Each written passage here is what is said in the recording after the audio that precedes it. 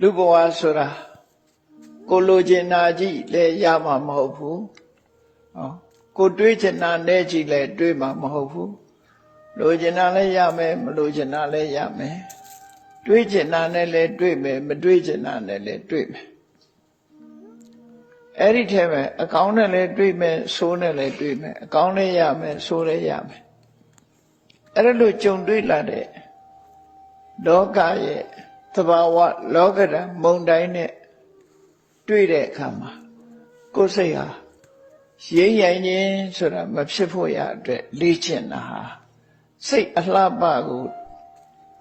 တစားဆင်ပေးတာနဲ့အလားတန်တူတယ်ပေါ့လှပအောင်ပြင်ထားတဲ့စိတ်ကလေးကိုကြံ့ခိုင်အောင်ထပ်မှန်ပြီးတော့ပြင်ညာမှာစိတ်ဓာတ်ကြံ့ခိုင်သွားပြီဆိုတဲ့ပုဂ္ဂိုလ်ယဟနာပုဂ္ဂိုလ်လို့ခေါ်တာပဲနော်ယဟနာဖြစ်သွားပြီဆိုရင်စိတ်ဓာတ်ကြံ့ခိုင်သွားပြီယဟနာမဖြစ်သေးတော့လည်းပဲမိမိစိတ်ဓာတ်ကြံ့ခိုင်အောင်ပြင်ဖို့အရေးကြီးတယ်ပေါ့ဘလောက်တိုင်းတာအထိကိုယ်စိတ်ဟာခန္ဓာရင်ရှိပလေဆိုတာကိုနှလုံးသွင်းခြင်းဖြင့်စိတ်ကိုစိတ်နဲ့ပဲပြင်ဆင်ရတာဖြစ်တယ်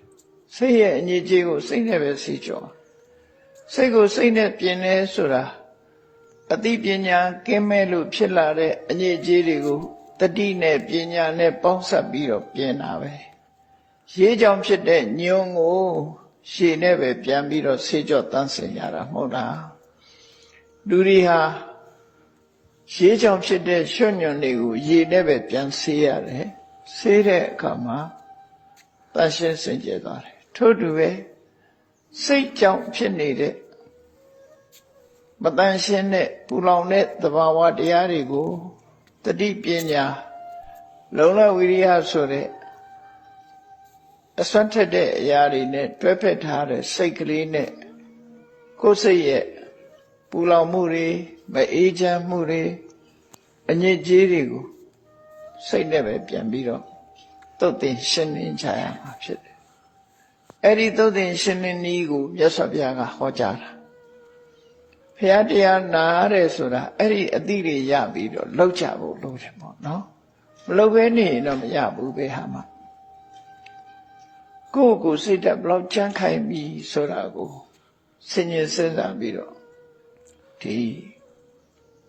လောက်ကြစဉ်းကျင်တုံတရားနဲ့စဉ်းစားလိုက်ရင်လည်းကြမ်းခိုင်မှုဆိုတာရလာတယ်အတော်အသင့်ရလာဥပမာပဲမမြဲတဲ့သဘာဝနဲ့တွေ့ရတဲ့အခါမှာကိုလိုချင်တဲ့အရာဆုံးရှုံးသွားတဲ့အခါမျိုးမှာကိုတွေ့တာနှစ်သက်မြတ်နိုးတဲ့အရာနဲ့ခွဲရတဲ့အခါမျိုးမှာဘလို့ဆင်ခြင်ရမလဲအေးတန်ကုဋ္ဌထလာပါလောကကြီးရဲ့သဘာဝဟာတွေ့ကြုံဆုံကွဲပဲ